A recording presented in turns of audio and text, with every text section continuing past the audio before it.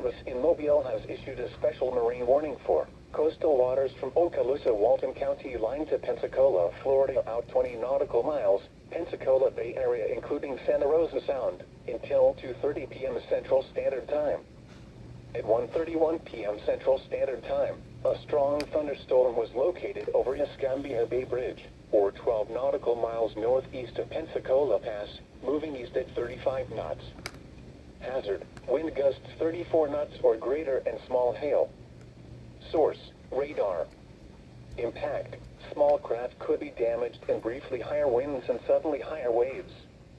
Locations impacted include Navarre Beach, Mary Esther, Fort Walton Beach, East Santa Rosa Sound, Blackwater Bay Bridge, East Bay, Escambia Bay Bridge, Escambia Bay, and Garcon Point Bridge. Repeating, a special marine warning has been issued until 2:30 p.m. Central Standard Time for the following marine locations: Pensacola Bay Area including Santa Rosa Sound, and coastal waters from Okaloosa, Walton County line, Florida to Pensacola, Florida, out 20 nautical miles.